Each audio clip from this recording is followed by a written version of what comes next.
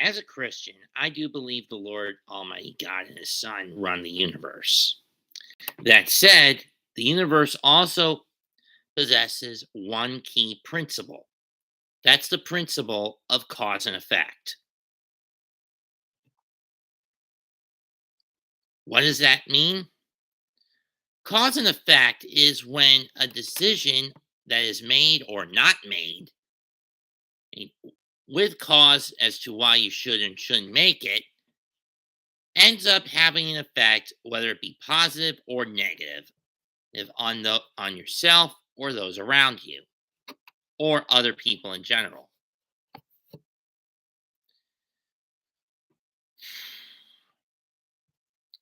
What has been Showalter's cause for these constant lineup erraticness? In my opinion, in these random lineups that have no logic, rhyme, or reason behind them. In my opinion, it's arrogance. The formula that got them the Mets to the playoffs last year worked fine enough, even if they couldn't get out of the wild card. But this year, he let that success go to his head, and he became an arrogant imbecile. And when certain injuries started to come into play, he and players came back off the bench, what'd he do? He tried to tweak it to benefit them, but it turned out to be more counterproductive. Starling Marte and Jeff McNeil being the massive cases and points to the negative effects.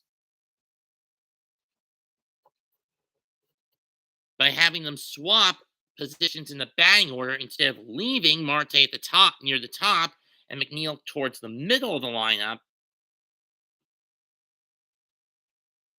Every decision Buck made in that regard ended up doing the Mets far more harm than good.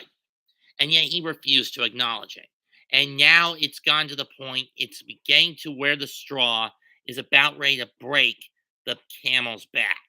That camel being the fan base of the New York Mets.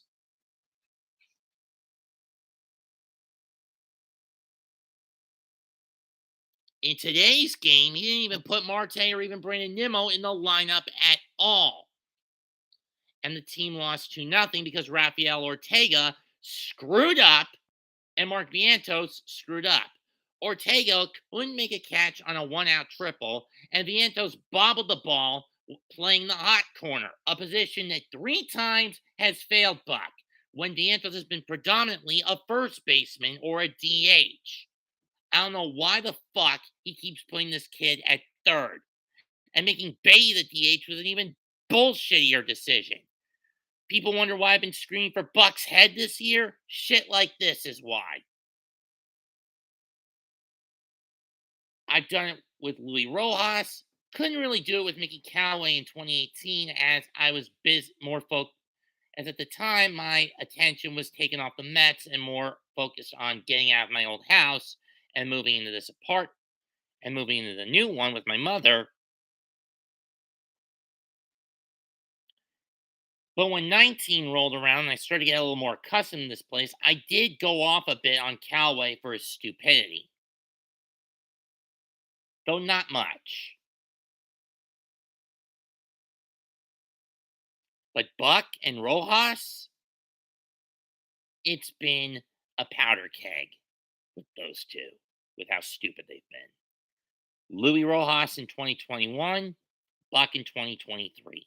And for those wondering why I didn't go off on Terry Collins in 2017, again, the move was more on my mind, and the fact the team was heavily bitten by the injury bug. Matt Harvey's drug issues were coming into play, and Terry already stated he didn't want a contract extension. 2017 was his final year no matter what the Mets did, so I threw him a bone and gave him a pass.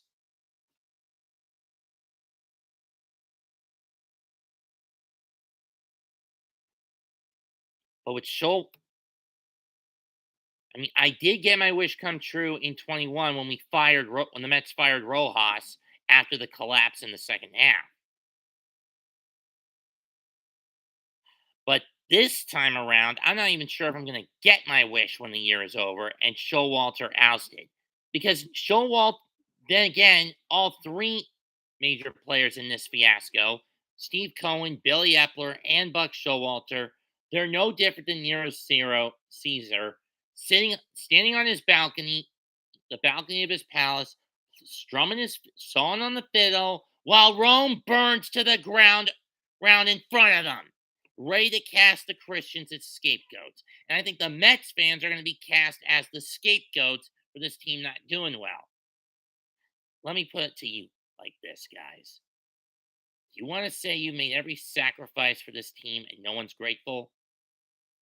Truth is, you made a sacrifice out of this team.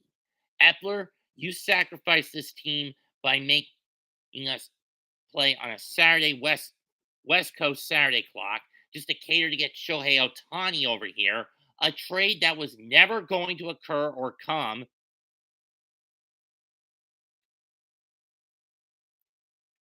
Cohen swept everything you did under the rug with schedule sabotage and trying to mold this team into a West Coast model. And Showalter, you constantly bounced around the batting order, made it far more counterproductive than it was last. Made McNeil and Marte far more counterproductive when compared to last year. Constantly refused to listen to sound counsel. Hired a batting coach who doesn't understand the concept of plate discipline. And to the point now, this team may fall into last place with how Washington is coming on the rebound with a sweep of the Reds this weekend. And they go into Philadelphia to start the week. You dim-witted, moronic, motherfucking, tunnel vision, dumbass, tin men, sons of bitches. Not to mention you're a trio of fucking liars. With the core we had in 23 to start, we were on pace to try to win it all. But instead, you threw it away. You three dumbasses threw it away. Right? With how much self-inflicted sabotage your decisions cause. Every decision worth your cause to get Ohtani here, Epler, had a negative effect. And every cause Buck had to give kids younger players more playing time had negative effects. And that included bouncing Marte down in the lineup to give him more recovery time from his double groin surgery. You would have been better not playing him at all, you son of a fuck.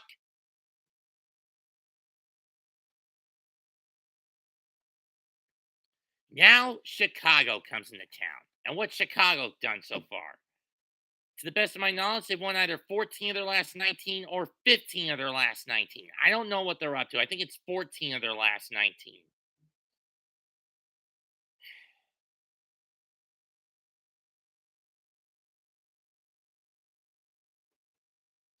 And probably going to be 15 of their last 20 if they can hold on today against Atlanta. If that game wasn't the game of the day here, or if I wasn't living in an area close to Atlanta, I'd be able to watch that damn game on my MLB freebie. It's 5-4, top 7, 2 out, Ozuna up against Koss in favor of Chicago. Again, cause and fucking effect.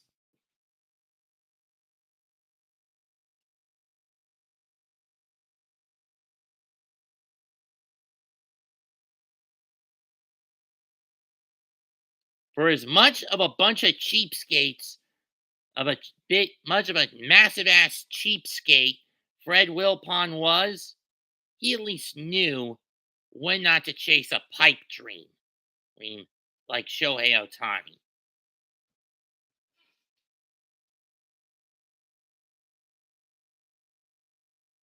And that's what Epler's been doing. Chasing a fucking pipe dream by people pleasing to Ohtani. As a trick, and the negative effect, he's alienated the casuals from the diehards from the casuals.